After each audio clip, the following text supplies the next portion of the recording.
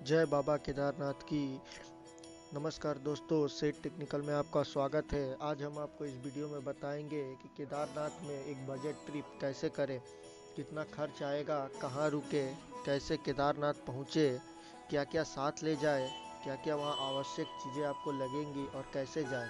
तो इस वीडियो में हम आपको सबसे आसान तरीका बताएंगे और सबसे कम खर्च का तरीका बताएंगे। तो बिना लेट किए चलो वीडियो को शुरू करते हैं। तो केदारनाथ जाने के लिए सबसे पहले आपको कहीं भी हो, आप ऑल इंडिया से आपको कहीं भी ट्रेन के द्वारा हरिद्वार या ऋषिकेश आना पड़ेगा। तो हम इस वीडियो में आपको पूरा खर्चा हरिद्वार से ही बताएंगे कि हरिद्वार से केदारनाथ जाने में टोटल खर्चा कितना आता है। तो आप जिस भी शहर से हो तो वहाँ से आप हरिद्वार का और भी खर्चा जोड़ लीजिएगा। तो हरिद्वार आपको आना पड़ेगा या आप ऋषिकेश आ सकते हैं। तो हरिद्वार आप कोशिश करें कि एक दिन पहले आ जाए, क्योंकि हरिद्वार से आपको केदारनाथ जाने के लिए सबसे पहले सोनप्रयाग जाना पड़ेगा। तो हरिद्वार से सोनप्रयाग जाने के लिए आपको वहाँ से बस से ही जाना पड़ेगा, क्योंकि वहाँ ट्रेन या कोई और सुविधा नहीं जाती है। तो आप बस या शेयर टैक्सी से जा सकते हैं, जिसका किराया हम आपको अपनी स्क्रीन पे दिखा देंगे। तो उसका किराया, अभी जो नया रास्ता बना है, जो पुराना रास्ता था तो वो रास्ता में अभी काम चल रहा है। तो वो रास्ता यदि खुल जाता है तो आपको किराया कम लगेगा। वो रास्ता यदि खुलता है तो आपको महज 350 से 400 रुपये में हो जाएगा। और यदि जो नया रास्ता जो श्रीनगर होके जाता है, वो रास्ता जो अभी खुला है, जो चल रहा है, तो उस रास्ते में आपको बस से 700 रुपया व 680 रुपया आपको किराया लगेगा, जो आप रेड बस के ऑफिशियल वेबसाइट पे जाकर वहाँ से आप चेक कर सकते हैं। तो ये रहा, आप सोनप्रयाग पहुँच गए। तो आप हरिद्वार कोशिश करें एक दिन आगे आ जाए और हरिद्वार में रात भर स्टे कर ले। तो हरिद्वार में रुकने का किराया होता है वहाँ 350 से 500 के बीच में एक अच्छा होटल आपको वहाँ मिल जाएगा। तो आप सोनप्रयाग आ गए। तो सोनप्रयाग आप आ गए तो सोनप्रयाग आने, यदि आपको हरिद्वार से सोनप्रयाग पहुंचने में बस से कम 10 से 12 घंटे लग जाएंगे और सोनप्रयाग पहुंचते पहुंचते आपको शाम हो जाएगी।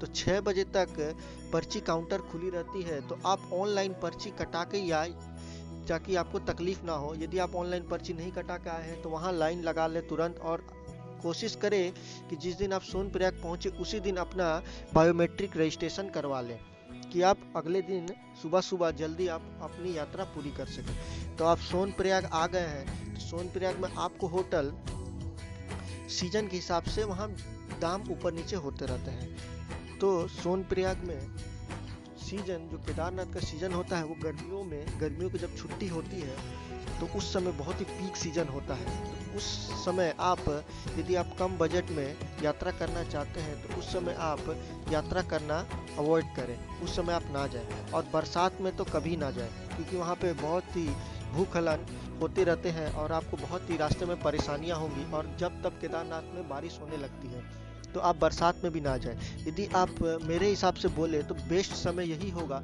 आप अक्टूबर से नवंबर तक जाए। उस समय आपको वहाँ पे अच्छी खासी स्नोफॉल, जो स्नो गिरते हैं उसका भी आपको मज़ा आएगा, आप उसका भी लुत्फ उठा पाएंगे। तो आप अक्टूबर के एंड में जाए और अपने साथ अब क्या क्या ले जाए। तो अपने साथ कभी भी आप यात्रा करें तो अपने साथ गर्म कपड़े ज़रूर लेके जाए, क्योंकि वहाँ ठंडी बहुत होती है। और एक छाता या रेनकोट भी ले जाए, क्योंकि वहाँ बारिश कभी भी हो सकती है। और अपने साथ कुछ आवश्यक दवाइयाँ लेके जाएं, जैसे सर्दी बुखार की, पेन किलर, ये अपने साथ, मूव का एक स्प्रे, ये ज़रूर लेके जाएं, क्योंकि वहाँ ट्रैक 16 किलोमीटर ट्रैक में आपको बहुत ही काम आएंगे। तो आप सोनप्रयाग में रुकने का, यदि आप अक्टूबर से नवंबर में जाते हैं तो आप वहाँ पे होटल ले सकते हैं। तो होटल आपको वहाँ पे 500 से 4000 तक में मिलेंगे। और हम यहाँ सबसे सस्ते तरीके से बात करें यदि रुकने का, तो वहाँ पे डोरमेट्रीज अवेलेबल है, जो आपको 100 से 200 रुपये तक आपको एक पर पर्सन का वहाँ चार्ज लेंगे। तो आप डोरमेट्री में वहाँ रुक सकते हैं, जो आपको बहुत ही कम खर्चे में वहाँ हो जाएगा।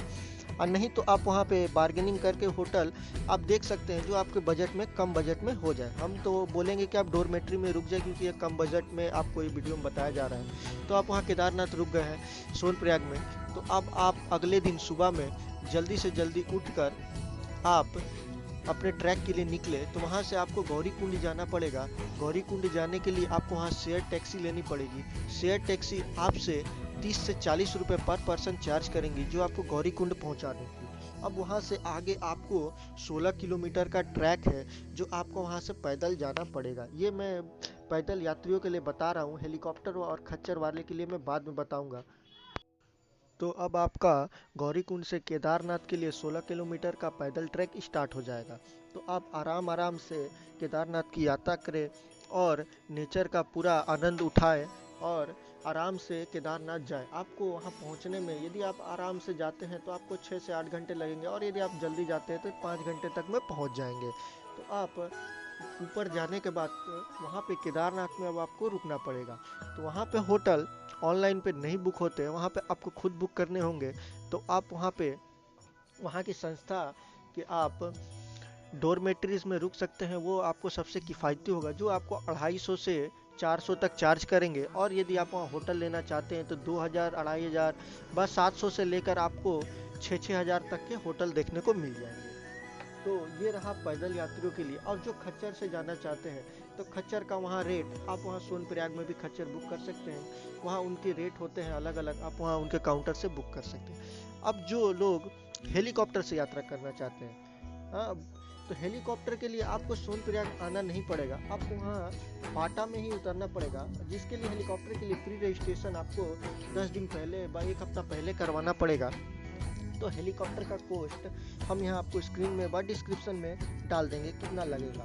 तो आप हेलीकॉप्टर से जा सकते हैं। और यदि आप एरोप्लेन से केदारनाथ जाना चाहते हैं तो आपको एरोप्लेन से सबसे पहले आपको देहरादून आना पड़ेगा, क्योंकि केदारनाथ जाने के लिए आपको देहरादून नियरेस्ट एयरपोर्ट है। तो आप देहरादून आ जाए, वहाँ से आप बस या टैक्सी से आप सोनप्रयाग आ सकते हैं। उसके बाद वही आप पैदल जाना चाहें तो आप पैदल जाएं, खच्चर से जाना चाहें तो खच्चर से जाएं, व आप हेलीकॉप्टर से यात्रा करना चाहते हैं तो आपको फाटा में उतरना पड़ेगा। तो आप केदारनाथ आए, वहाँ पे यहाँ के मनोरम दृश्य का आनंद लें। तो हम इसका सबका टोटल कॉस्ट आपको डिस्क्रिप्शन में डाल देंगे कि कितना टोटल कॉस्ट हुआ है, और आपको यहाँ स्क्रीन में भी टोटल काउंट करके दिखा देंगे। तो यदि आशा करते हैं आपको ये वीडियो पसंद आई होगी तो वीडियो को लाइक करें, चैनल को सब्सक्राइब करें, और वीडियो कैसा बना है कमेंट करते हुए जरूर जाएं। धन्यवाद दोस्तों, जय बाबा केदार।